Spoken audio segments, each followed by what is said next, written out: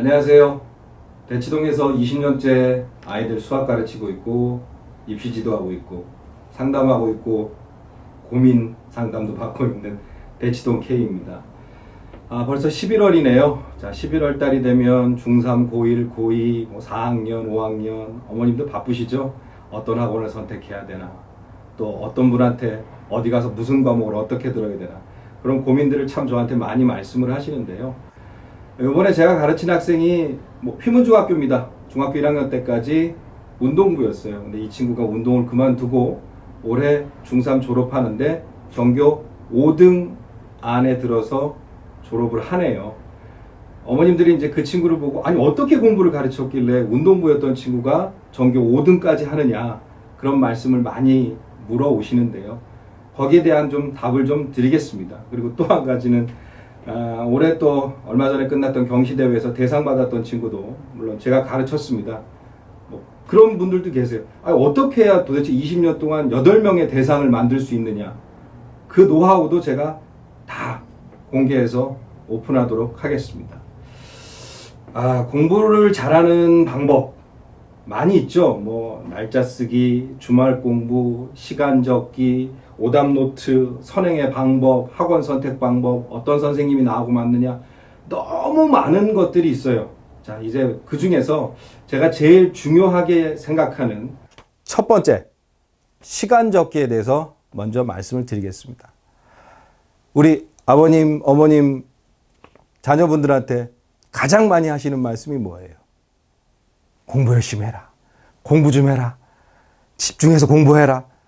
좋은 말씀이죠. 네, 그래요. 공부 열심히 해야죠. 그런데요, 어떻게 하는 게 공부를 잘하는 겁니까?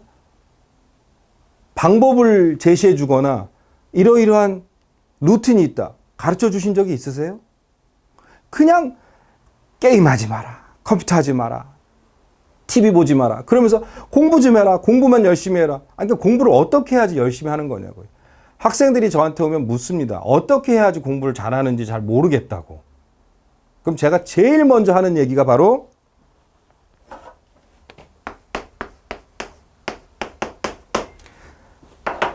시간 적기입니다. 시간 적기. 시간을 어떻게 적으라는 거냐? 자, 시간을 적는 방법이 여러 가지가 있어요. 그 중에 제가 가장 중요시하는 게 바로 이겁니다. 우리는 문제를 풀 때 이렇게 책을 펴게 됩니다. 그럼 여기에 7페이지, 8페이지 책이 펼쳐지겠죠. 그러면 처음 풀 때 내가 11시 3분에 시작해서 11시 27분까지 풀었어요. 그러면 여기서부터 여기까지 1번부터 2, 3, 4 해서 10번까지 푸는데 몇 분 걸린 겁니까? 24분이 걸린 거예요. 자, 그러면 오른쪽 상단에는 무엇을 적어야 되느냐? 오답 시간을 적습니다. 무슨 얘기냐? 이 문제를 풀면 채점을 하겠죠. 어떤 문제들은 맞았고 어떤 문제들은 또 틀렸고, 그러면 이 틀린 문제만 푸는 오답의 시간을 또 적는 겁니다. 그러면 여기가 월요일이었다. 그럼 이쯤은 수요일쯤 다시 풀겠죠. 그럼 수요일쯤 다시 풀면 여기서부터 여기를 푸는데 똑같이 11시 3분에 시작을 했는데 이 오답 문제 3개 푸는데 11시 49분이 걸렸어요. 그럼 몇 분이 걸린 겁니까? 얘네는 자그마치 46분이 걸렸네요. 처음 풀었을 때 시간은 24분인데 오답을 하는데 풀린 시간은 46분이에요. 이게 무슨 얘기냐? 처음 풀었을 때보다 오답 시간이 많이 걸린다는 건 그만큼 틀린 문제를 내가 고민을 많이 하고 있다는 거예요. 그런데 학생들은 절대 시간을 적지 않고 문제를 처음부터 끝까지 풀기만 합니다. 그리고 또 한 가지, 채점이 끝나자마자 그 문제를 다시 풀려고 해요. 그러면 절대 안 돼요. 왜 안 되냐? 내가 처음 풀었던 문제를 덮어서 이틀이나 3일 뒤에 풀어보면 어떤 일이 벌어지는 줄 아세요? 내가 이걸 왜 틀렸지 하고 다시 한번 문제를 생각하게 되는 겁니다. 이게 처음 적는 푸는 시간, 오답 시간이에요. 이게 국어든 영어든 수학이든 과학이든 사회든 모든 과목의 모든 문제집에 시간을 적어야 됩니다. 그럼 어떤 일이 벌어지는 줄 아세요? 학생들이 저한테 옵니다. 3시간 진도 수업을 나가는데 선생님, 여기만 오면 시간이 너무 빨리 가요. 시간이 빨리 간다는 건 무슨 뜻인 줄 아세요? 집중을 하고 있다는 겁니다.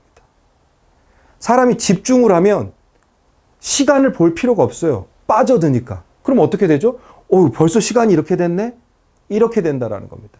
그러니까 문제를 풀 때도 처음 풀 때 시간을 시작해서 끝날 때까지 푼 시간을 적게 되면 내가 이 페이지를 푸는데 이만큼의 시간이 걸렸구나. 자, 다음 페이지로 넘어가서 9페이지, 10페이지는 10분밖에 안 걸렸어요. 그러면 7페이지에 8페이지 여기에 있는 내용을 훨씬 모르고 이 단원이 훨씬 어렵고 개념이 안 잡혔다라는 얘기입니다. 마찬가지로 오답 시간도 마찬가지예요. 10문제 중에서 한 문제를 틀렸는데 한 문제 푸는데 60분이 걸릴 수도 있습니다. 그건 정말 비효율적인 거예요. 그렇게 하면 안 된다라는 겁니다. 제가 학생들한테 숙제를 4장을 내줍니다. 그러면서 꼭 하는 말이 있어요. 이 4장을 푸는데 절대로 2시간 이상이 걸려서는 안 된다. 한 장을 푸는데 30분씩만 투자를 해라. 어머님, 아버님도 마찬가지예요. 우리 아이가 숙제를 하고 있어요. 수학 숙제를 하고 있는데 2시간 동안 풀고 나와요. 벌써 다 했니? 그러시 마세요. 다 했구나. 그런데 2시간이 넘어서 3시간, 4시간 동안 수학 숙제를 하고 있고 영어 숙제를 하고 있고 과학을 하고 있잖아요. 뺏으세요. 야, 그렇게 오랫동안 앉아 있는다고 공부 잘하는 거 아니야. 집중해서 2시간 안에 과제를 끝내는 게 제일 중요해. 정말 중요합니다. 집중하게 만드는 훈련을 시키셔야 돼요. 그러려면 제일 먼저 뭐를 해야 되냐? 문제집에 시간을 적어야 됩니다. 이 시간을 적는다는 건 정말 중요해요. 제가 재수생들한테 항상 하는 말이 있습니다.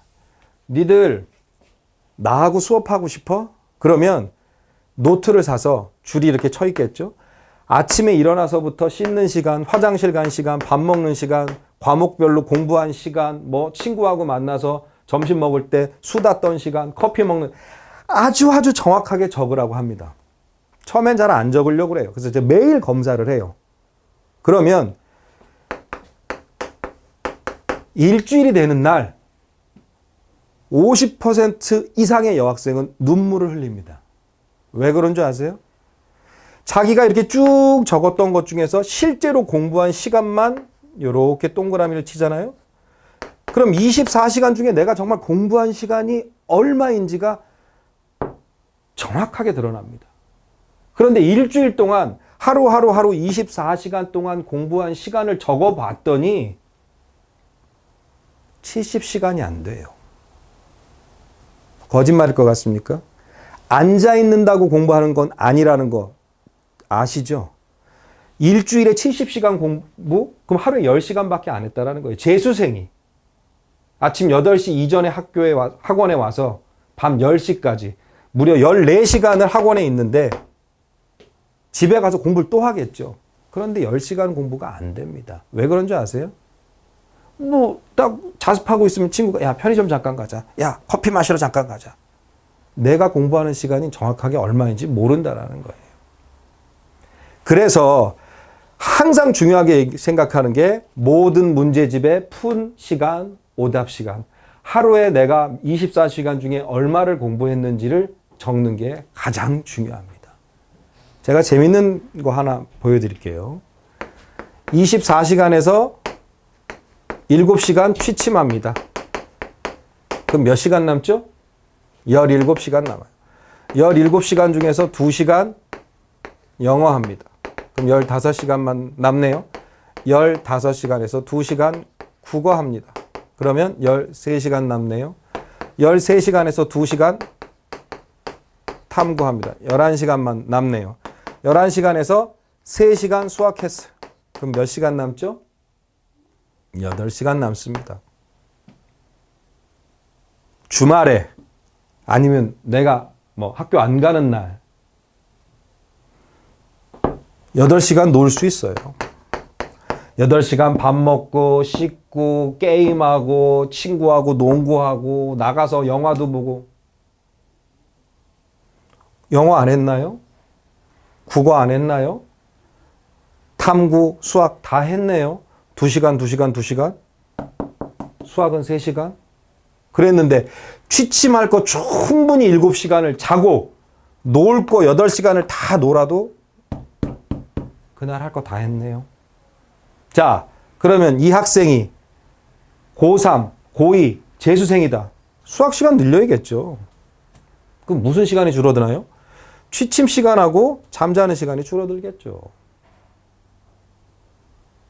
고3들 보통 예전에 그런 얘기 있죠. 3당 4락. 3시간 자면 붙고 4시간 자면 떨어진다. 전 그거 권하지 않습니다. 충분히 자야 돼요. 그래야 컨디션이 좋거든요. 그럼 뭘 줄이냐? 내가 집중해서 공부할 수 있는 시간, 노는 시간을 좀 줄여야죠. 그러려면 뭐를 해야 돼요? 시간을 적어야 됩니다. 내가 공부하는 동안 몇 시간 뭘 했고, 몇 시간 놀았고, 몇 시간 쉬었고, 몇 시간 국어했고, 몇 시간 탐구했고, 몇 시간 수학했는지. 내가 하루 동안에 어떠한 시간의 스케줄대로 움직이는지 계획보다 더 중요한 건 그걸 검증할 수 있는 시간을 적어야 된다는 겁니다. 이 시간 적기를 잘 하면 완벽하게 달라져요. 자, 이 시간 적기를 잘 하기 위해서 제일 먼저 해야 될 것 중에 하나가 여러 가지가 있어요. 뭐 날짜 쓰기, 주말 공부, 또 오답 노트, 학원 선택, 복습 시간, 뭐 많은 것들이 있습니다. 자, 그런 것들은 제가 차근차근 풀어 나가도록 하겠습니다. 자, 오늘의 메인 주제 뭐죠? 시간입니다. 우리 아이가 공부를 잘해야 돼. 잘하게 하고 싶어. 그러려면 뭘 잘 활용해야 된다고요? 시간입니다. 정말 중요해요. 뭐 여담입니다만 아버님들 뭐 회사 나가시고 회사에서 막 집중해서 일하는 시간 그렇게 많지 않습니다.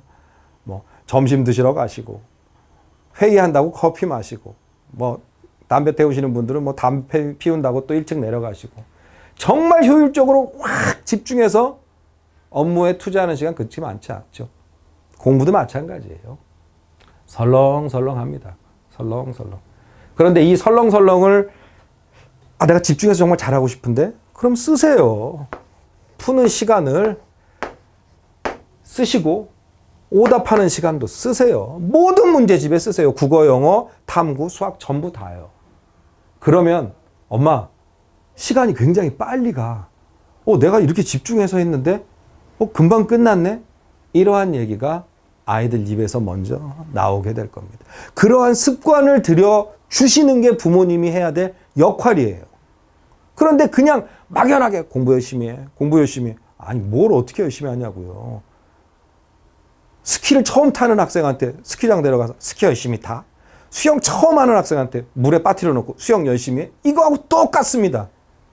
방법을 가르쳐 줘야죠. 노하우를 가르쳐 주고 어떻게 이러한 방법을 써야지 네가 효율적으로 공부를 잘할 수 있을 것 같아. 한번 같이 해볼까? 검사만 해보세요. 너 오늘 문제집 푼 거 볼까? 시간 왜 안 적었니? 여기는 왜 시간이 적혀있는데 오래 걸렸네? 이 단원에서 좀 어려운 부분인가 봐. 대화의 거리가 나오게 되는 겁니다. 제일 중요한 게 뭐라고요? 시간이에요. 모든 시간을 적습니다.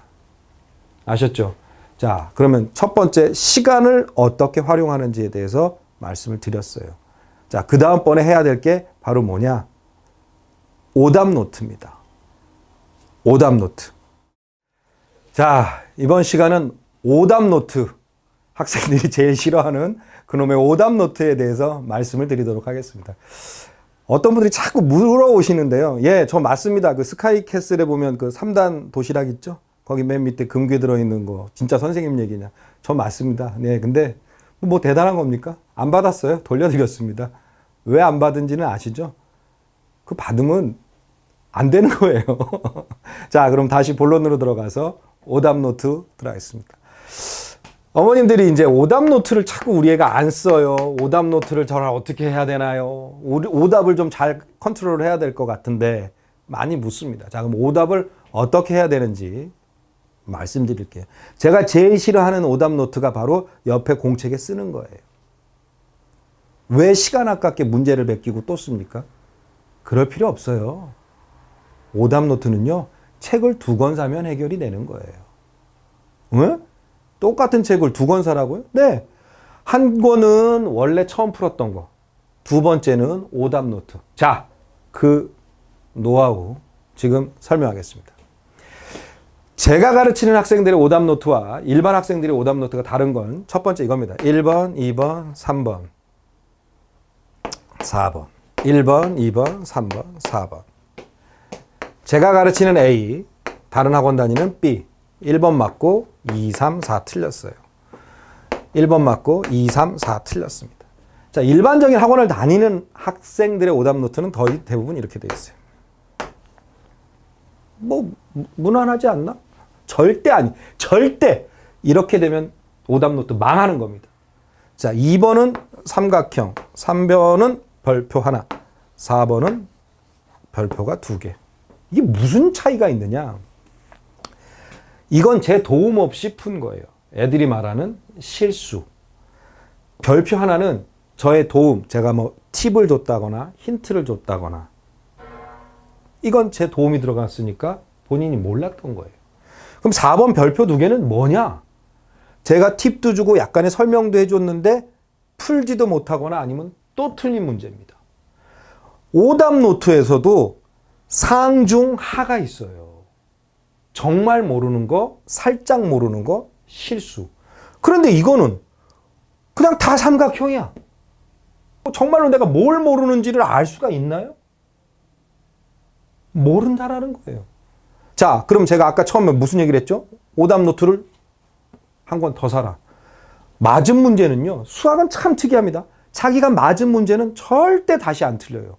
그런데 틀렸던 문제만 또 틀리게 돼 있어요. 뇌 구조가 그렇게 되어 있습니다. 그러면 첫 번째 풀었던 문제 좀 이렇게 하고요. 두 번째 오답 노트에는 별표만 체크가 되어 있는 거예요. 그런데 여기서 중요한 거, 문제를 거기다 직접 풀면 안 돼요. 예? 어떻게, 그 문제를 어디다 푸냐고요? 연습장에 푸는 겁니다. 내가 정말 모르는 문제, 약간 모르는 문제를 연습장에 풀고 다음번에 검토할 때는 이 문제는 이렇게 푸는 거야, 이 문제는 이렇게 푸는 거야 라고 뭘 해요? 누군가한테 설명을 하는 겁니다. 나 자신한테. 의대반 가는 애들한테 하는 방법 중에 하나가 있어요. 인형을 사줍니다. 그럼 애들이 저 선생님 왜 나한테 지금 내가 나이가 몇인데 인형을? 근데 그 인형을 놓고 네가 틀린 문제를 이 인형한테 가르쳐서 이해시키고 납득시켜서 이 인형이 그 문제를 풀어서 맞추도록 가르쳐봐 라고 합니다. 그럼 어떤 일이 벌어지는 줄 아세요? 남들이 보면 제3자가 보면 미친 학생 같아요. 야, 잘 들어. 뽀로로 인형을 놓고요. 야, 이렇게 하는 거고 이건 이렇게. 이러면서 자기가 뭐를 하는 거죠? 누군가를 가르치면서 자기가 습득을 하는 거예요. 누군가를 가르친다라는 건 이해하고 있고 알고 있다라는 게 아니에요. 자기가 정확하게 설명을 할 수 있어야 되는 거예요. 설명하지 못하는 수학은 죽은 수학입니다.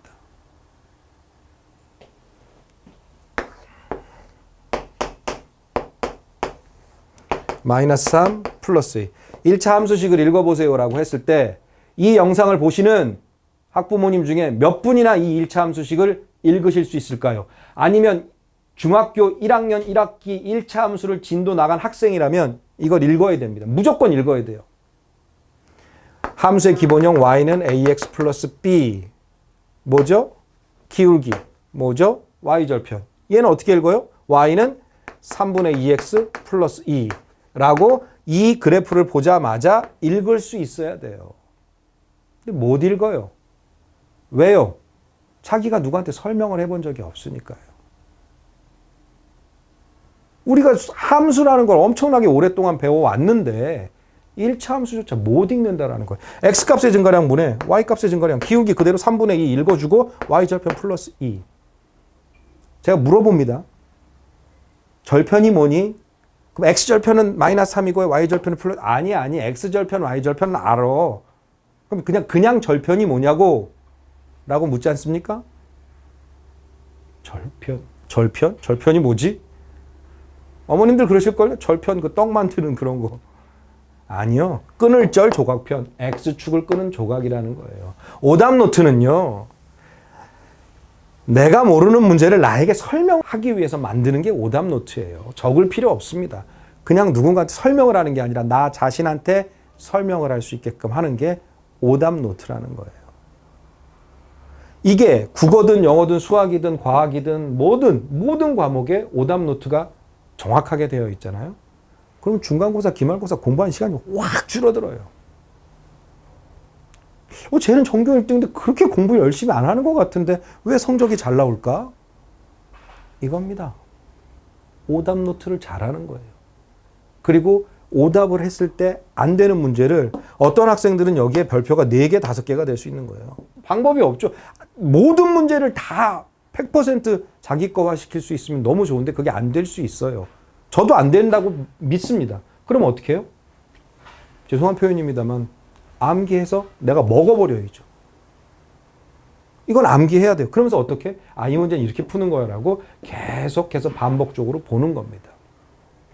오답 노트가 잘 돼 있잖아요. 시중에 파는 수학 문제집을 일주일에 한 권씩 풀 수 있습니다. 이게 뭔 얘기야? 용인 외고에서 이과반이 없었던 시절에 용인 외고를 다니는데 카이스트 전자과를 간 제 제자가 있어요. 김땡땡 학생이라고. 지금은 박사과정 밟고 있는데 제가 이 오답 노트를 요 방법 그대로 용인외고 다니는 시절에 수업을 해줬습니다. 걔가 항상 하는 말이 있어요. 선생님 진짜 일주일에 한 권이 끝내드는데요. 왜? 별표만 계속 본인한테 설명을 하니까요. 시중에 나와 있는 모든 기출문제를 다 풀고 간 그런 케이스였습니다. 외고에서 카이스트를 갔으니까요. 자, 첫 번째 시간에 얘기했던 시간, 그리고 오늘 두 번째 얘기하는 오답 노트. 제일 중요한 건 이게 몸에 배어 있어야 돼요. 습관. 시간도 마찬가지고 오답 노트도 마찬가지고. 자, 정리 한번 해볼까요? 오답 노트 어떻게 하라고요? 동그라미 삼각형, 별표 하나, 별표 2개, 별표 5개. 그냥 삼각형. 그리고 더 중요한 게 있어요. 설명을 듣고 풀었잖아요. 답을 절대 쓰면 안 돼요. 내가 지금 설명을 듣고 선생님이 푼 걸 따라 푼 건 선생님 걸 베낀 거예요. 내 머릿속에 전혀 기억이 남지 않습니다. 오답은 반드시 그날 하고 나서 이틀 뒤 또는 3일 뒤에 풀어서 그 답이 나와야 되고 그 풀이 과정이 생각이 나야지만 내가 오답을 잘하고 있는 겁니다. 이해되세요? 선생님이 설명해주고 이렇게 푸는 거구나. 그대로 답습해서 맞았네. 그리고 삼각형 쳐. 머릿속에 남는 게 없어요. 일주일 뒤면 야, 너 이거 지난번에 풀어서 맞았는데 왜 또 틀려? 엄마 기억이 안 나. 그날 푼 문제를 오답을 그날 하면 안 된다고요. 제발 부탁입니다. 오답은 이틀 뒤, 3일 뒤에 해야 돼요. 그래서 기억이 나고 정답이 나오고 풀 수 있으면 별표 하나. 그런데 또 틀리죠. 그럼 별표 2개. 또 이틀 뒤, 3일 뒤에 또 풀었는데 3개가 나왔어요. 그러면 어떻게 돼? 이건 정말 별표 여러 개 치고 암기라고 써야죠. 이건 내가 안 되는 문제인가 봐. 이건 암기해서 내 거화 시켜야 되겠지. 이 대표적인 문제의 단원들이 귀납법이에요. 귀납법. 고3들이 제일 싫어하는 단원 중에 하나죠. 물론 잘하는 학생들은 귀납법이 쉽다라고 할 수 있는데 마찬가지입니다. 오답 잘하고 싶으세요? 어떻게 해야 된다고요? 이틀 뒤에 풀어야 된다고요. 선생님이 풀어준 거 답 다 지우세요. 다 지우고 내가 풀어서 정답이 나와야 됩니다. 두 번째, 오답 노트가 아니라 오답 책을 한 권 더 사야 된다고요. 그러면 공부 시간이 확연히 줄어들게 됩니다. 자, 오답 노트에 대해서 좀 정리가 되셨는지 모르겠네요. 자, 오늘은 오답 노트 여기까지 하겠습니다. 자, 다음은 정말 더 중요한 날짜 쓰기에 대해서 설명하겠습니다. 자, 이번 시간에는 제가 고안해낸 방법 중에 하나인 날짜 쓰기에 대해서 말씀을 드리겠습니다. 날짜 쓰기가 뭐야? 첫 시간에 시간, 두 번째 시간에 오답 노트. 이 모든 게 되려면 날짜 쓰기가 돼야 돼요. 어머님들, 아버님들 제일 중요시 생각하는 게 수능이죠. 근데 전 수능이 아니라고 봅니다. 왜? 수능을 잘 보기 위해서 뭐가 잘 나와야 되죠? 내신이 잘 나와야 돼요. 그럼 내신 잘 받는 방법은 뭐예요? 중간고사, 기말고사 잘 보는 거겠죠. 그런데 어떻게 해야 중간고사, 기말고사 잘 봐요? 날짜 쓰기예요. 날짜 쓰기. 처음 들어보시는 분들이 대부분이실 텐데 무슨 얘기냐? 우리는 1교시, 2교시, 3교시, 4교시, 점심 먹고 5교시, 6교시 이렇게 수업을 듣습니다. 그럼 1교시 국어다. 3월 2일 첫 시간에 국어가 들었어요. 그러면 진도가 나가겠죠? 자, 진도가 나갑니다. 차렷 경례 안녕히 가세요 하면 오늘 진도 어디까지 나갔을까요? 여기 페이지가 적혀 있네요. 그럼 여기 3월 2일 1교시 쓰고 접는 거예요. 그러면 월요일 날 국어가 들었으면 수요일쯤 국어가 또 들었겠네요. 그럼 선생님이 항상 오시면서 하시는 말씀이 있어요. 지난 시간에 어디까지 나갔지? 선생님들은 다 알아요. 거기 적혀 있거든요. 교사책에. 그러면 여러분들의 아이가 이름이 철수다. 철수가 대답을 합니다. 네, 17페이지까지 나갔는데요. 라고요. 그럼 선생님이 철수를 보겠죠? 똘똘하네. 근데 다음 시간에도 또 철수가 지난 시간에 27페이지까지 나갔는데요. 계속 대답을 합니다. 그럼 그 선생님은 철수를 예뻐하지 않을 수가 없어요. 그런데 그게 국어, 수학, 영어, 사회, 과학, 기가, 도덕 모든 과목에 다 적혀 있다라고 생각을 해보세요. 그러면 어떤 일이 벌어지느냐? 월, 화, 수, 목, 금, 토, 일. 월요일부터 금요일까지는 학원 다니기 바빠요. 학교 다니기 바쁘고요. 그럼 모든 시간별로 적혀 있는 과목이 접혀 있겠죠. 과목별로. 그럼 토요일 날은 뭐를 하느냐? 리딩을 합니다. 일요일은 뭘 하느냐? 솔루션, 문제를 풀어야죠. 이 방법으로 제가 가르쳤던 학생이 올백을 맞았고요. 저도 이 방법으로 중학교 때 올백을 맞았어요. 그리고 어떤 3남매가 있었죠. 서울법대, 고려대, 물리학과, 이대, 약대를 갔습니다. 이 날짜 쓰기가 얼마나 중요한지 이제 풀어드리겠습니다. 무슨 얘기냐면 여러 과목, 8과목이 보통 이제 중학교, 고등학교 때 주요 기본 과목이죠. 그 과목이 일주일 동안 나가는 게 10장 정도가 잘 안 돼요. 왜냐? 우리나라는 16에서 17주가 보통 한 학기입니다. 3월 2일 날 입학을 해서 7월 중순경 되면 이제 방학을 하는데 3월이 1주, 2주, 3주, 4주, 4월 1일 1주, 2주, 3주, 4주 하고 5월 첫째 주가 딱 되는 요 부분에 뭐가 생기느냐? 중간고사를 봐요. 그럼 날짜 쓰기가 되어 있는 학생들은 토요일 날 뭐를 하느냐? 읽습니다. 일주일에 10장도 안 나간 교과서를 읽어요. 그럼 읽으면 10분에서 15분밖에 안 걸려요. 그러면 나머지 10분, 15분 동안 뭘 하느냐? 참고서를 읽는 거예요. 자습서를. 그러면 한 과목당 국어, 영어, 수학, 사회, 과학 뭐 이렇게 쭉 하면 보통 8과목인데 영어하고 수학은 뭐 맨날 하지 않습니까? 그럼 빼요. 그럼 빼고 기본 6과목 곱하기 30분. 그럼 몇 분일까요? 180분. 3시간만 읽으시면 돼요. 3시간. 어렵지 않아요. 왜? 진도 나갔으니까. 그런데 3월 2일 날 첫 주에 나갔던 거 둘째 주, 셋째 주, 넷째 주 매주 토요일마다 읽습니다. 그러면 이때 읽었던 내용은 앞에서 연관성이 있으니까 4번이나 보게 되어 있네요. 그럼 4월 1일에 시작해서 또 1주, 2주, 3주, 4주 하면 이때쯤부터는 진도 안 나가요. 뭐 하죠? 총정리해 줍니다, 선생님들이. 그리고 자습할 시간 주거나 막 나머지 공부 시키시죠. 그럼 결론은 뭐예요? 전교 1등 하는 애들은 1번, 2번, 3번, 4번, 5, 6, 7, 8번을 토요일 교과서를 8번을 벌써 읽었다라는 거예요. 자습서까지. 제가 좀 전에 얘기했었죠. 16주에서 17주라고. 한 주에 한 과목이 10장을 나가잖아요. 그럼 16주면 160장이에요, 교과서가. 한 학기가. 페이지 수로 320페이지가 됩니다. 그렇게 두꺼운 교과서는 전 세계에 존재하지 않아요. 일주일에 나가봤자 많아야 8장이에요.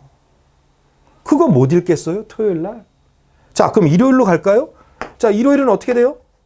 문제 푸는 거예요. 일주일 동안 8장 나갔는데 8장 나간 걸 문제로 만들어서 봤더니 2장? 3장? 그럼 뭡니까? 한 6과목, 영어하고 수학 뺀 6과목 푸는데 또 30분 걸려요. 읽는데 30분, 푸는데 30분. 왜? 2장 정도, 2장도 안 돼요. 제가 해보니까. 그러니까 8번을 했던 사람들하고 이쯤 4월 둘째 주에 와서 이때 막 중간고사 준비한다. 이게 말이 됩니까? 못 이겨요. 그렇게 했던 학생들을. 심지어 어떤 분들은 이걸 방학 때까지 예습을 하는 분들도 계세요. 근데 요즘은 그렇게 예습할 시간이 없죠. 뭘 합니까? 다른 진도, 수학 진도 나가고, 뭐 영어 모의고사 풀고, 과탐 뭐 진도 나가고, 이렇게 해야 되니까요. 자, 그럼 결론이 뭐예요? 토요일 날은 읽기만 하고, 일요일은 풀기만 하세요. 그러면 토요일하고 일요일이 집안이 평화로워져요. 왜요? 할 거 했잖아요. 그리고 뭐 학원 갈 사람들 학원 가고. 자유를 주세요. 공부를 한 만큼 자유를 주시라고요. 상을 주시면 되는 거죠. 이 날짜 쓰기라는 게 초등학교 때부터 몸에 배잖아요. 그러면 중학교, 고등학교 때는 어마어마한 효과가 나옵니다. 이 날짜 쓰기만 몸에 배이면요. 본인이 불안해서라도 날짜를 쓰고 주말에 읽어요. 왜? 중간고사, 기말고사 때 시간이 너무 단축이 되고 너무 해피해지거든요.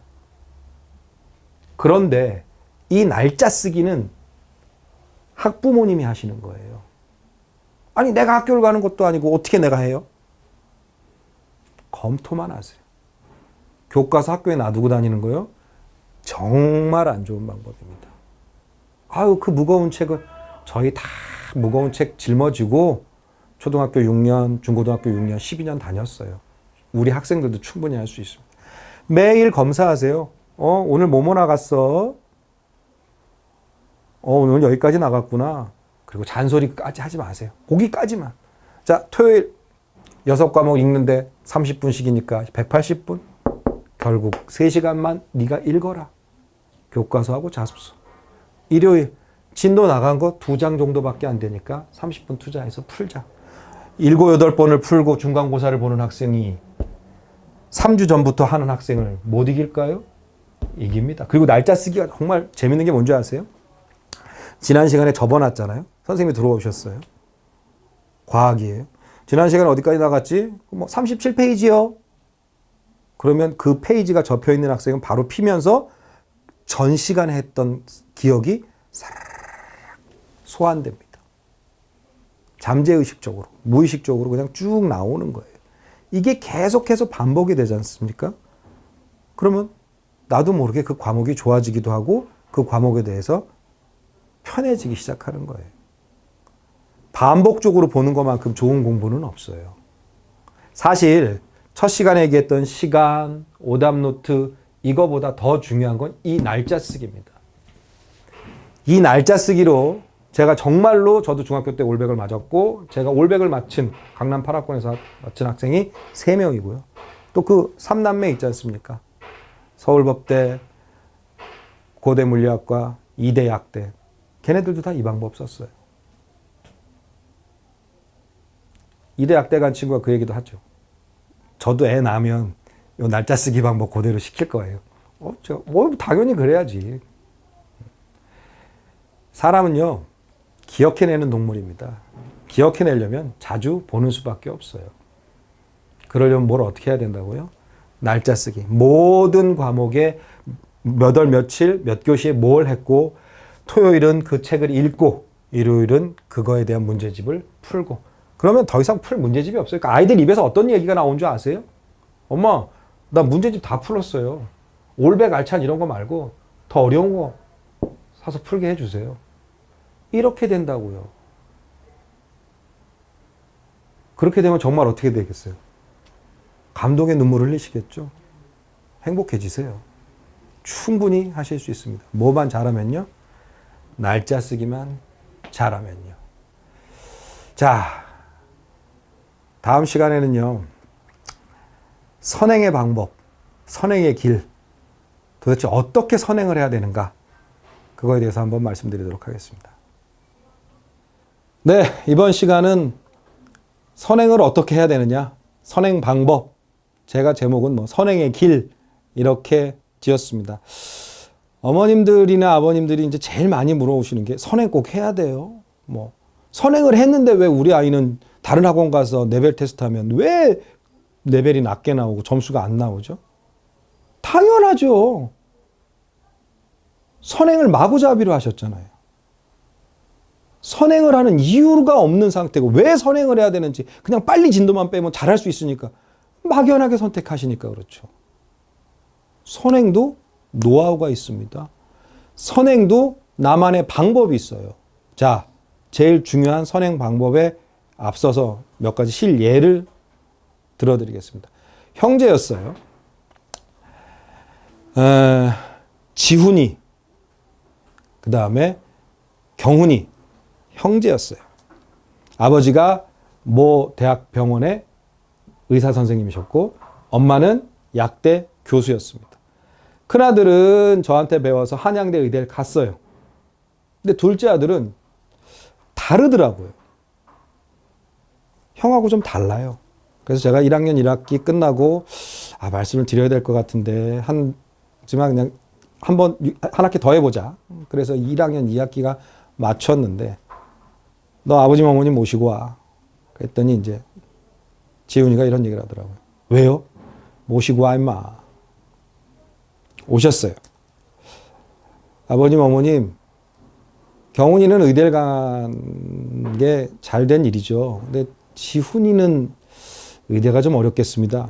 아버님이 놀라셔서 아니 무슨 얘기를 하십니까? 나도 의사고 엄마도 약대 교수고 형도 한양대 의대를 갔는데 얘도 의대를 가서 우리가 이렇게 멋진 큰 병원을 하는 게 제 일생일대 꿈인데 막내가 의대를 못 간다니. 근데 저는 안 되는 건 안 된다고 말씀을 드려야죠. 그래서 좀 안 좋은 기분으로 저한테 화를 내시면서 나가셨어요. 그러고 나서 한 달 반쯤 지났나요? 다시 찾아오셨어요, 두 분이. 아니 다른 학원은 된다라고 하시는데 왜 원장님은 안 된다고 하세요? 우리 아들 큰아들 한양대 의대 보내주셨잖아요. 그런데요. 가르쳐보면 나옵니다. 기하 벡터가 안 되는 친구들이 있어요. 그런 친구들은 제가 어떻게 해줄 방법이 없습니다. 물론 노하우도 전수해주고 할 수 있는데 안 되는 건 안 되는 거잖아요. 박태환 선수한테 야, 너 축구해서 돈 많이 벌어와. 박지성 선수처럼 돈 많이 벌게 축구해.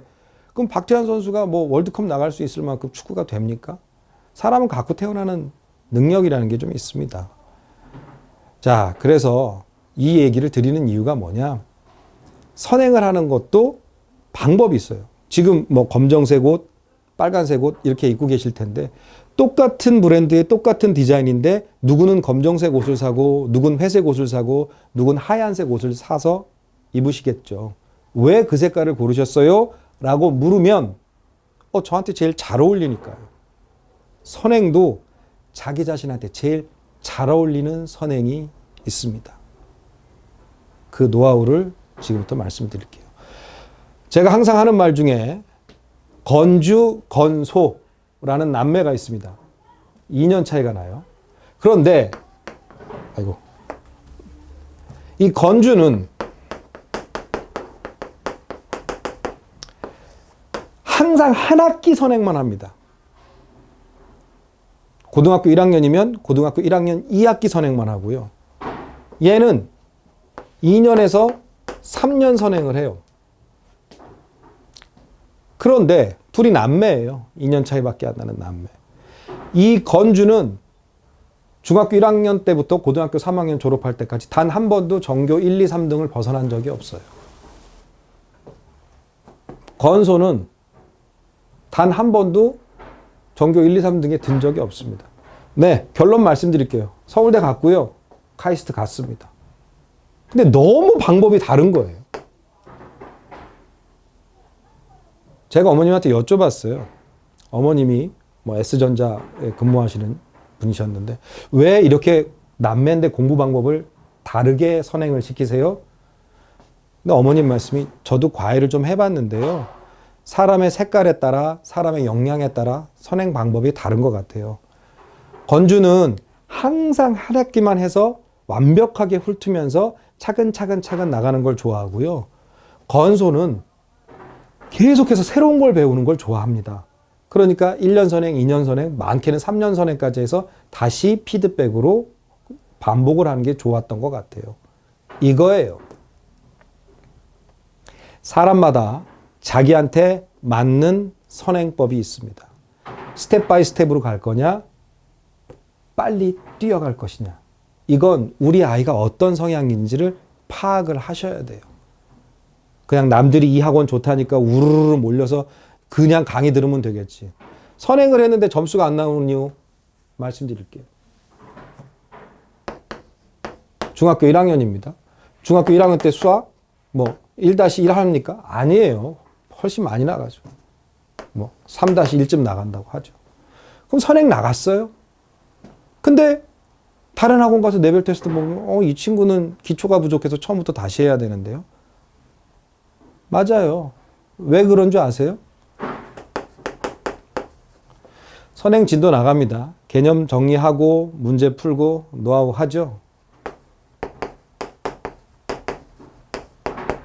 이걸 안 하는 거예요.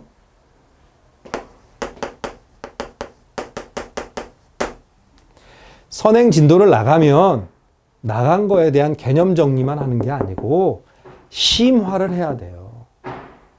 무슨 문제집에 개념편이 있으면 그 개념편보다 윗단계인 심화, 그거보다 더 윗단계인 걸로 복습을 하면서 선행을 나가야 되는데 계속 진도만 나갑니다. 뭐 우리 아이가 중학교 1학년인데 벌써 뭐 고등학교 2학년 2학기를 했어요. 대단한 능력을 가진 아주 자질이 좋은 학생이네요. 근데 문제를 풀려보면 문제가 안 풀려요. 이거 배울 때는 알았는데 지금은 모르겠어요. 우는 학생도 있습니다, 제 앞에서. 아니야. 네 잘못이 아니야. 네 잘못이 아니고 이걸 안 해서 그래. 어머님들 처음 하는 요리 잘하세요? 근데 뭐 된장찌개나 김치찌개나 이런 건 엄청 잘 끓이시잖아요. 왜요? 복습을 하시니까. 수없이 반복을 해왔으니까. 선행도 마찬가지입니다. 진도만 나가는 거 아무 의미 없어요. 진도 플러스 심화, 그리고 가장 중요한 복습을 나가야 돼요. 내가, 우리 아들이, 우리 딸이 뭐 경기고등학교를 가야 돼. 숙명여고를 가야 돼. 그래서 고등학교 1학년 거를 했어. 그럼 경기고등학교 1학년 1학기 중간고사, 숙명여고 1학년 2학기 중간고사, 기말고사를 문제 다운 받으세요. 풀려보세요. 그럼 점수가 안 나와. 그럼 어떻게 해야 돼? 심화랑 복습을 해야죠. 이걸 하면서 선행을 나가야 돼요. 선행 막 몰아쳐서 빨리 나간다고요? 머릿속에 남는 거 아무것도 없습니다. 아까 건주, 건소 말씀드렸죠. 우리 아이는 건주과인가 건소과인가 거기에 맞추셔야 돼요. 같은 형제도 아버지 어머니가 똑같은데도 누구는 의대를 가지만 누구는 의대를 못 가서 물론 그 친구는 이제 법대 쪽으로 가서 행정고시를 패스를 했던 친구예요. 근데 그 친구가 행정고시 발표한 날 저하고 술 먹자고 전화가 왔더라고요. 야, 이렇게 기쁜 날 왜 아버지 어머니를 안 만나? 아유, 원장님, 그때 원장님이 저 법대 가라고 안 하셨으면, 그때 행정고시 보라고 안 하셨으면, 저 아마 지금도 의대 간다고 아버지 어머니 밑에서 뭐 기숙학원 가 있을 거예요. 그 얘기 하는데 되게 기분은 좋더라고요. 지금 굉장히 잘 풀려서 공무원 생활 잘하고 있습니다. 자, 선행 얘기로 다시 돌아가면, 선행은 진도 나가는 거 물론 중요하죠. 좋아요. 그런데 심화와 복습을 안 하고서 진도 나가는 건 아무 의미가 없습니다. 제발 부탁입니다. 선행 나가면서 빨리 나가려고 하지 마세요. 나간 만큼 그만큼 복습을 탄탄하게 하고 나가세요. 초등학교 4학년쯤 되면 얘가 이과인지 문과인지 판명이 난다는 얘기가 있습니다. 왜 그런 줄 아세요? 쌓기나무하고 도형 보면 알아요. 쌓기나무는요, 수열입니다. 맨 꼭대기 층에 하나, 두 번째 층에 4개, 세 번째 층에 9개, 그러면 네 번째 층에는 16개죠. 왜? 1의 제곱, 2의 제곱, 3의 제곱, 등비수열이에요. 초등학교 때 배웠던 내용이 수능에도 나온다는 얘기입니다. 선행에 너무 목숨 걸지 마세요. 목숨 거시고 싶으세요? 그러면 심화하고 복습 같이 하세요. 심화하고 복습 병행 어떻게 하냐고요? 말씀 다 드렸잖아요. 시간 적으세요. 오답 노트 설명할 수 있을 때까지 하세요. 자, 여기 삼각형이 있습니다. 각이 몇 개죠? 학생들이 3개예요. 합치면 몇 도죠? 180도요. 왜 180도예요? 뭐 잘라서 붙이면 아니면 접으면. 제가 한마디 합니다. 이 삼각형을 자르거나 접지 않고 180도인 이유를 설명해봐. 그렇게밖에 안 배웠는데. 간단합니다. 밑변에 평행한 선분만 하나 그어주면 1번의 각이 여기 억각으로 와 있고 2번의 각이 억각으로 여기 와 있고 3번의 각. 그걸 누가 몰라요? 근데 대답을 왜 못하죠? 선행만 나가니까요. 심화와 복습을 안 하니까요. 진도 나간 단원, 뭐 3학년 1학기, 3학년 2학기, 3학년 1학기에 어려운 책들 많이 있잖아요. 뭐뭐라벨, 먼상위, 뭐뭐급. 그런 책들을 사서 풀리셔야 된다는 말입니다. 그걸 안 하고 선행만 빼잖아요. 그러면 중학교 1학년, 2학년이 고등학교 2학년 것까지 했는데 레벨 테스트만 보면 울어. 또 다른 학원 가서 반편성 테스트 보면 안 나온다고 속상해. 그건 학생 잘못이 아니에요. 그 잘못을 왜 학생한테 돌리십니까? 어머님, 아버님이 잘못하시는 거예요. 심화를 할 시간을 주셨어요. 복습을 할 시간을 주셨어요. 이걸 시키셨어요. 그렇게 해놓고 실제로 고등학교 기출문제까지 풀려본 다음에 테스트를 하셔야죠. 자유형만 가르쳐 놓고서는 야, 접영해봐라고 똑같은 겁니다. 선행 정말 중요합니다. 아예 안 나가지 말라는 얘기가 아니에요. 선행 나가야죠. 나가서 우리 아이가 어느 정도 하는지 그럴 거면 반드시 심화하고 복습을 같이 해주세요. 수학은 뭐라고요? 누군가한테 설명할 수 없는 수학은 죽은 수학입니다. 나 혼자 알고 있는 건 아는 게 아니에요. 그냥 문제 풀이만 하죠. 그런데 그런 수학은 응용이 안 돼요. 응용이 안 되면 심화가 안 되고 심화가 안 되면 경시조차 못 나갑니다. 자, 첫 번째 시간에 뭐 했죠? 시간. 두 번째 시간에 오답 노트. 세 번째 시간에 날짜 적기. 그리고 오늘 선행의 길 설명해 드렸습니다. 자, 다섯 번째는 주말 공부. 다시 한번 짚어드리도록 하겠습니다. 자, 이번 시간은 주말 공부에 대해서 얘기를 할 겁니다. 주말을 잡는 자가 승리한다. 이게 제 지론 중에 하나인데요. 월, 화, 수, 목, 금, 토일 중에 가장 중요한 토요일, 일요일을 어떻게 공략하고 어떤 전략과 전술로 공부를 해 나가느냐에 따라서 성적이 확실하게 올라가고 떨어지고가 됩니다. 앞에서 했던 많은 얘기들이 있었습니다. 시간, 오답노트, 날짜 쓰기, 선행의 길, 많은 노하우들을 지금 설명해 드리고 있는데요. 오늘 하는 주말 공부는 날짜 쓰기에서 가장 이제 연관이 되는 겁니다. 뭐 어떤 학생들은 그래요. 토요일, 일요일 좀 놀아야 되지 않느냐. 놀으라고 해야죠. 놀아야죠. 좀 쉬어야죠. 그런데 일요일 저녁만큼은 좀 집에서 편안하게 좀 쉬어야 되지 않나. 좀 정신을 좀 가다듬고 토요일, 일요일 날 중에서 일요일 저녁만큼은 외출도 좀 자제하고 편안한 감정으로 월요일을 맞이하는 게 제일 좋은 방법이더라. 그런 노하우를 설명해 드리겠습니다.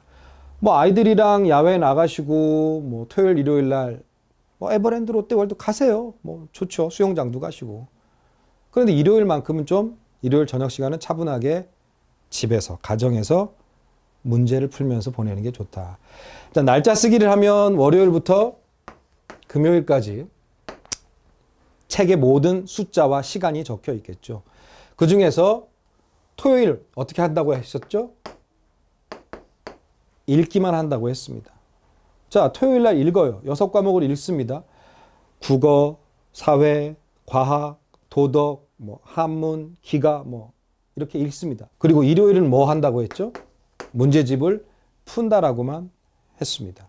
자, 그러면 거기서 조금 더 진화된 방법을 한번 생각을 해보자라는 말씀을 드리고 싶어요.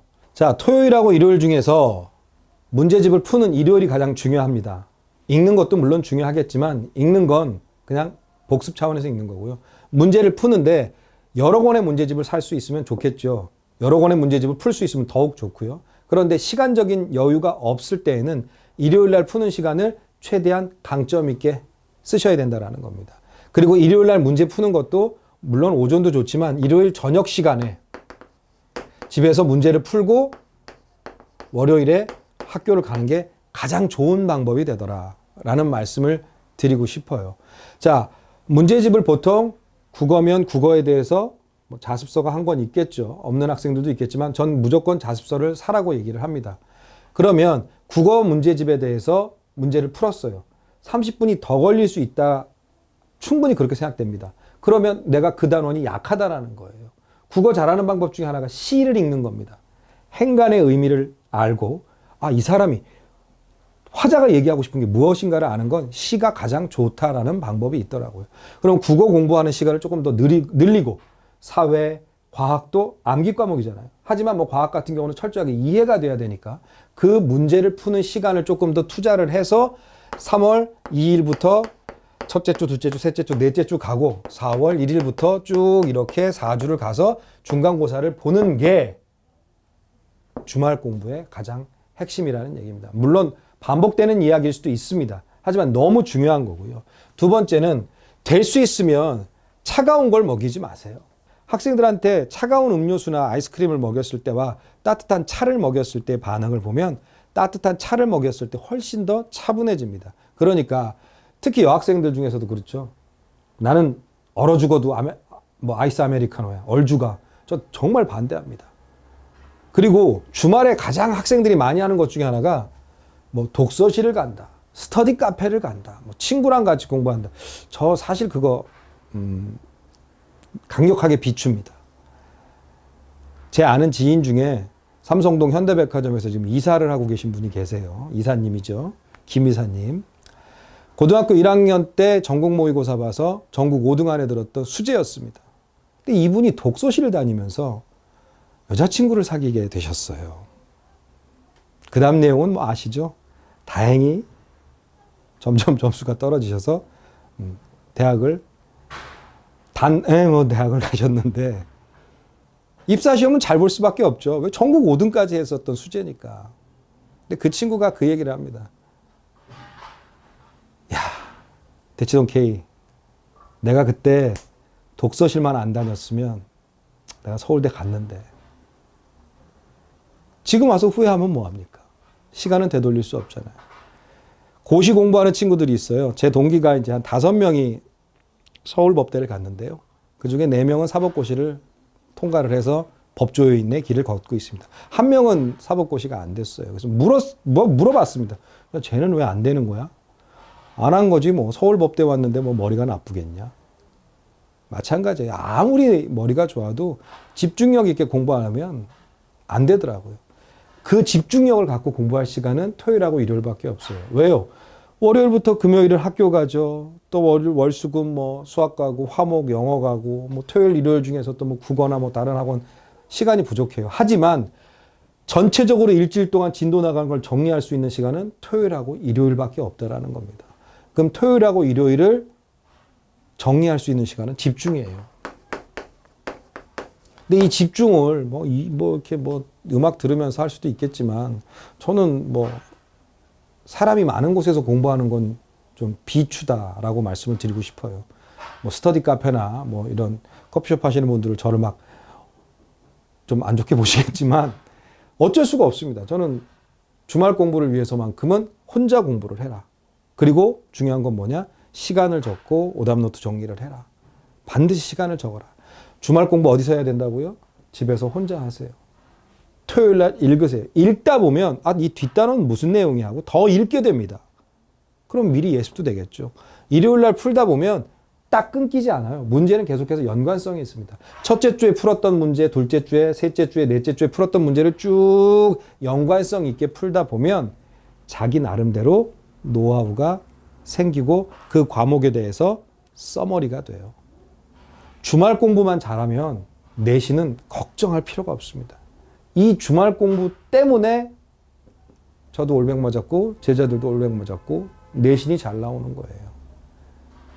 우리 애는 수학 엄청 잘하고 과학 경시대회 준비하니까 내신 그까지 절대 그렇지 않습니다. 내신이 잘 나오지 않는 학생이 좋은 학교를 간 적은 없어요. 공부는 여러 과목을 골고루 잘해야만 됩니다. 제가 8명의 대상을 만들었는데 그 중에 2명은 한국에서 대학을 못 갔어요. 왜? 다른 과목이 안 돼요. 수학 경시대회 나가서 대상을 받았는데 걔가 머리가 나쁘겠습니까? 얘들은 이걸 안 했어요. 그러니까 뭐가 돼요? 자기가 원하는 대학을 못 가니까 한 명은 일본으로, 한 명은 또 다른 나라의 대학을 가게 된 거죠. 안타까운 경우가 좀 많이 있습니다. 아주 나쁜 표현인데요. 한 과목만 특출나게 잘하는 학생을 좀 절름발이라고 표현합니다. 이런 표현하면 절대 안 되는 거 저도 아는데요. 수학만 잘하면 뭐합니까? 사회하고 영어가 점수가 3등급이 나와가지고 갈 수 있는 인서울에 대학이 없는데 과탐 아주 잘하면 뭐합니까? 아주 특별한 전형으로 화학 올림피아드, 물리 올림피아드, 생물 올림피아드에서 상을 받으면 다른 과목 때문에 못 가는 그런 학생들도 있어요. 너무 안타깝죠. 그러려면 골고루 잘하는 멀티형이 돼야 되는 건 바로 이 주말 공부에 해결이 됩니다. 답이 여기 있어요. 토요일 날 읽고 일요일 날 풀고. 많이 안 걸려요. 많이 걸려야 3시간에서 4시간입니다. 6과목 하는데. 그리고 남는 시간에는 다른 과목 하시면 되잖아요. 그리고 충분히 가족들하고 외식도 하고 놀러도 가고요. 네. 일요일 날 막 밤 10시, 11시까지 막 놀고 비몽사몽으로 피곤해갖고 자다가 월요일 날 학교 간다고요? 차분하게 일요일 밤을 정리하고 월요일 아침을 따뜻한 아침밥 먹고 학교 가는 학생하고 과연 월요일 날 아침 1교시, 2교시, 3교시 누가 더 집중력 있게 공부를 잘할까요? 전 주말을 잡는 자가 내신을 잡는다. 주말을 잡는 자가 곧 성적을 잡는다. 라고 굳게 믿고 있습니다. 주말 공부 해보세요. 정말 효과적이고 여러분을 전교 1등 올백의 길로 안내해 줄 겁니다. 자, 다음 시간은 학원 선택의 방법. 또 어떤 선생님이 좋은 선생님이냐. 나하고 맞는 선생님. 이런 거에 대해서 설명해 드리도록 하겠습니다. 네, 이번 시간은 학원 선택의 방법에 대해서 설명을 좀 해드리겠습니다. 학생들이 레벨 테스트 받고 이 학원을 다닌다. 나 학원 옮겨주세요. 왜 그런 얘기를 할까요? 나 이 선생님하고 안 맞는 것 같아요. 이 선생님하고는 잘 맞는데 학원하고 잘 안 맞는 것 같아요. 자, 제일 중요한 건요. 학원 선택의 방법은 솔직함입니다. 자, 어떤 얘기인지 지금부터 천천히 설명해 드리겠습니다. 대부분 학생들은 학원에 와서 레벨 테스트하고 바로 뭘 하죠? 판에 들어갑니다. 그래서 수업을 해요. 근데 저는요, 될 수 있으면 시범 강의를 한번 보여달라고 얘기하든지 첫 번째 수업은 시강을 하겠다라고 요구하라고 합니다. 학원에서는 싫어해요. 네, 물론 싫어합니다. 근데 그렇게 해야 되는 이유가 있어요. 모든 선생님하고 학생들은 일방적인 관계 아닙니다. 서로 궁합과 케미가 맞아야지 공부가 잘 돼요. 다 경험들이 있으실 거예요. 난 저 선생님이 싫어서 그 과목도 싫어졌어. 그런 분들도 계셨는데 그래서는 안 되겠죠. 자, 되게 유명한 학원 있고 대형 학원 있고 잘 가르치는 선생님이 있어요. 그럼 대형 학원이고 유명하고 잘 가르치니까 저 학원만 가면 좋은 성적이 나오고 좋은 점수가 나올까요? 아니라는 겁니다. 자기한테 맞는 학습법을 지도해 줄 수 있는 선생님과 학원을 만나야 돼요. 그러려면 제일 중요한 게 뭐냐? 선생님하고의 케미예요. 뭐 국어나 영어는 좀 다르다라고 선생님들이 말씀을 하시는데 국어나 영어는 좀 여러 명이 들어가도 뭐 수업을 진행하는 방법에 있어서 뭐 물론 1대1보다는 조금 떨어지겠지만 그래도 큰 효율성이 떨어지지 않는다라는 말씀들을 하세요. 선생님들께서. 근데 유독 좀 떨어지는 게 바로 수학입니다. 수학은 한 클래스에 8명 정도만 들어가도 상위권, 하위권으로 레벨이 나눠집니다. 그러면 하위권에 있는 학생은 상위권에 있는 학생을 쫓아가야 되니까 힘들고 상위권에 있는 학생은 하위권 학생들이 설명 들을 때 나 저 내용 아는데 내가 뭐 굳이 뭐하러 들어야 돼. 이렇게 되는 거예요. 그러니까 분반을 할 수밖에 없다라는 겁니다. 인강 좋아요. 인강 뭐 좋습니다. 저도 뭐 인강 찍고 있지만 인강의 가장 큰 병폐가 뭔가요? 틀어놓고 난 그림 그리고 있거나 딴짓하고 있어요. 엄마 아빠는 우리 애가 인강 보고 있구나. 공부 열심히 했네. 아니라는 거죠. 인강 볼 때도 뭘 적어야 되죠? 페이지 메뉴에 시간 적어야죠. 여기서부터 여기까지 진도 나가는 동안 인강 본 시간. 인강 볼 때 시간 안 적어보셨죠? 적어보세요. 완전히 다릅니다. 국어학원, 영어학원, 과학학원 다니시면서 진도가 나갈 때 시간 적으세요. 정말 시간이 짧게 느껴집니다. 자, 좋은 학원? 그런 거 없어요. 좋은 선생님? 그런 거 없습니다. 뭐만 있느냐?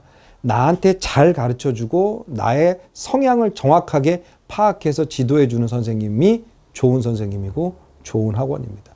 내가 대형 학원이 체질에 맞으면 대형 학원 가면 돼요. 그런데 나는 들러리 하기 싫어. 난 질문하고 싶을 때 창피해. 그러면 소수정예로 가는 학원을 가야 되는 거죠. 그런데 학생들은 자기 자신이 까발려지는 걸 굉장히 극도로 꺼려하고 싫어합니다. 왜? 내가 어떤 성향이고 어떤 사람인지가 다 드러나기 때문인 거죠. 그래서 학생들이 제일 싫어하는 게 레벨 테스트고 한 번 다니면 그냥 쭉 그 학원을 가려고 해요. 대한민국에서 가장 많이 학원이 뒤집어지는 순간이 있습니다. 중학교 2학년 1학기 중간고사가 끝나고죠. 왜 그런 줄 아세요? 중학교 2학년 1학기가 제일 어려워요. 1차 방정식의 활용, 1차 부등식의 활용, 1차 함수의 활용. 중학교 1, 2, 3학년 중에 가장 시험이 어려운 학기가 2학년 1학기입니다. 오히려 3학년 1학기는 쉬워요. 그러니까 2학년 1학기 때 뭐가 되죠?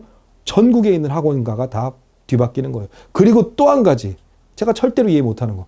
왜 중학교 1학년은 시험을 안 봅니까? 초등학교 졸업하고 중학교 1학년 때 1년간을 거의 허비하는 시간이에요. 시험을 본 적이 없으니까 내가 뭘 어느 정도 하고 있는지를 모르는 거예요. 그러자마자 2학년 1학기 때 시험을 보게 되는 거죠. 그러니까 성적이 바닥으로 와장창창 떨어지는 거예요. 자, 좋은 학원, 좋은 선생님 많이 계시죠? 나한테 맞는 학원을 찾으세요. 그건 어떻게 찾느냐? 시범 강의를 보여달라고 하세요. 아니면 가서 1교시 정도는 처음 들어보겠다고 하시고요. 그리고요, 학생 자신한테 본인이 질문을 하세요. 우리 아이를 괴롭히는 학원이 좋은 학원인 겁니다. 그런데 그렇게 안 하려고 하죠. 왜요? 친구들 따라서. 그냥 여기가 좋다니까. 막연하게 다녀요. 아직도 그런 학생들이 많습니다. 그래서는 안 돼요. 정말 나한테 맞는 선생님과 맞는 학원을 찾도록 노력을 하셔야 됩니다. 과외도 마찬가지예요. 네. 내가 이 선생님하고 맞는지 안 맞는지. 실제로 저한테 오는 학생들 중에 한 60%에서 70%는 다른 학원을 다닙니다. 다른 학원을 다니는데 저한테 또 와요, 주말에. 그럼 왜 오는 줄 아세요? 검증을 받고 싶은 거예요. 이 학원에서 이만큼 하고 있고 이만큼 진도를 나갔는데 잘 하고 있나요? 그거에 대한 검증입니다. 물론 뭐 수학을 2군데나 다녀야 돼? 이러실 수 있죠. 그러면 한 달에 한두 번만이라도 검증을 받을 수 있는 시간을 투자를 하셔야 돼요. 그렇지 않고서는 우리 애가 잘하고 있는지 못하고 있는지 아실 수 있는 방법이 거의 없습니다. 그것 때문에 한 달에 한 번씩 레벨 테스트하러 여기저기 학원을 막 방문하시는 분들이 계시는데 뭐 그것도 방법이 될 수 있겠습니다만은 이 학원을 다니면서 또 검증을 받을 수 있는 그런 노하우가 필요하다라는 겁니다. 영어는요, 자다 일어나서 풀어도 고3 수능 문제로 테스트를 하세요. 저희 아이 중학생인데요. 네, 중학생도 충분히 고등학교 영어 풀 수 있습니다. 결론은 한 가지예요. 영어 점수는 일정하게 나와야 됩니다. 그 일정하게 나오게 가르치는 학원이 잘하는 거예요. 좀 답답한 경우가 있죠. 아니, 수능 문제는 잘 푸는데 내신이 약해요. 근데 저는 수능이 더 우선순위가 있다고 봅니다. 왜요? 수능 점수로 대학 가잖아요. 수학도 마찬가지입니다.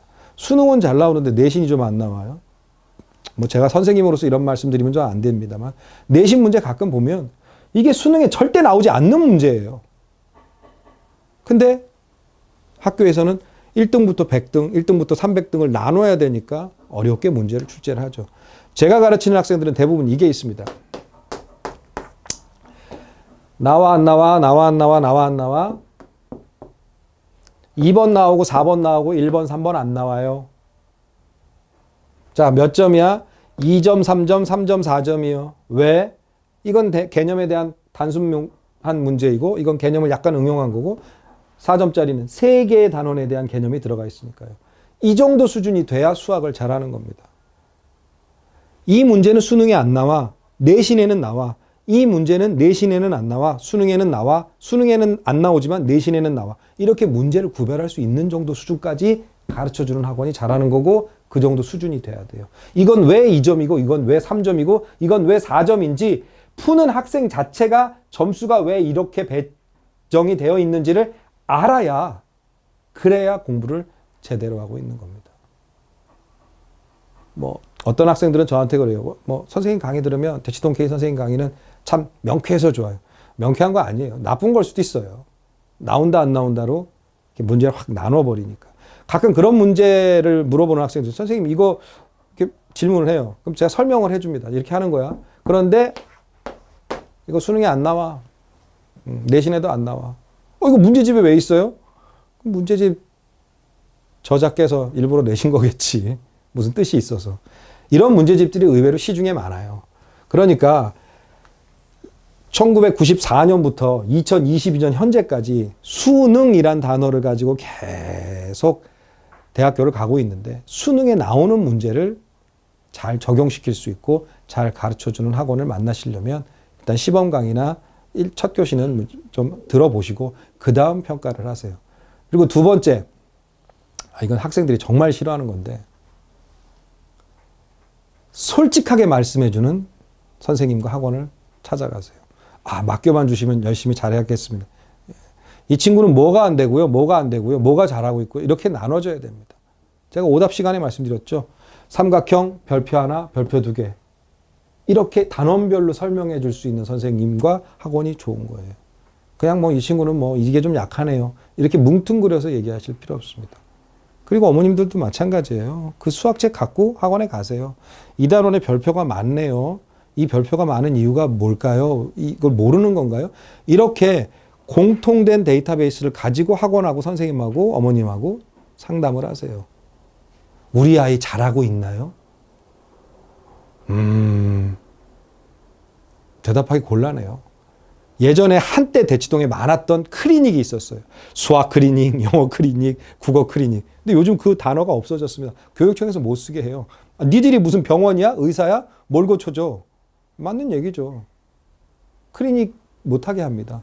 그런데 그 클리닉을 받고 싶잖아요. 그러면 정확한 오답 노트를 가지고 가셔야 된다는 거예요. 막연하게 요즘 저희 아이가 어떤가요? 저희 아이가 잘하고 있나요? 이건 너무 막연해요. 실제로 푼 문제집을 가지고 정확하게 상담을 받아보세요. 그것 또한 어머님들의 노하우가 되실 겁니다.